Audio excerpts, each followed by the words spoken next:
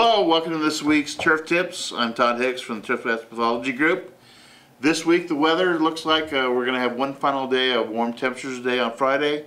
After that we're going to hit a nice cool pattern, mid to high 70s, low 80s for the next 10 days, 50s to the low 60s at night. What that's going to do is turn off this outbreak of brown patch pythium that we've had and turn on our dollar spot. Talking about disease, I mentioned brown patch pythium.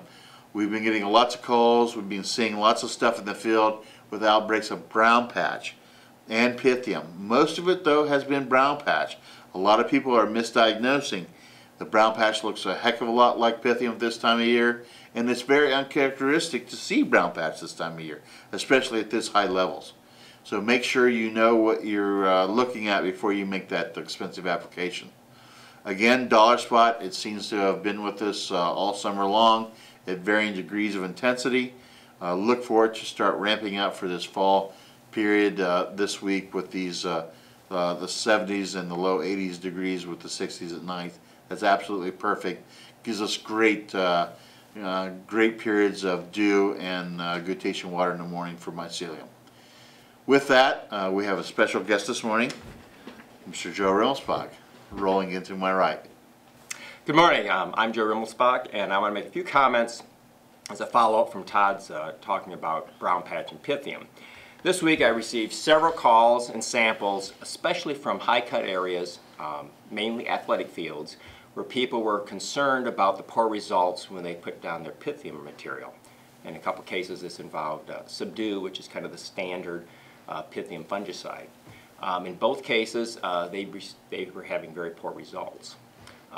In tracking this heavy mycelial growth that we've seen here this week in Columbus, whether it be on tall fescue or in some cases on ryegrass, all the samples I've looked at, they're all brown patch.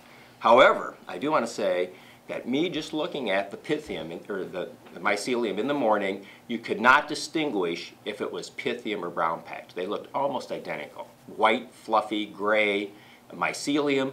Many of the leaf blades that had this active for several days have collapsed and were even a kind of a black color. But in all the cases we looked at, the primary pathogen was always Rhizoctonia, brown patch. So I just want to caution you, I think because even though we have cool down, the disease is going to subside, but there's going to be a lot of damage.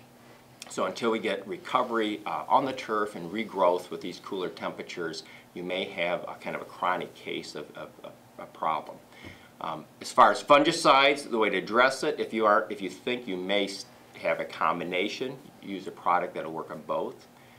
A very inexpensive contact material would be something like a Mancozeb 4.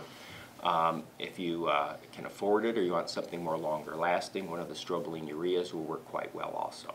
If you have any questions, call anytime or send samples in. We'll be happy to work with you.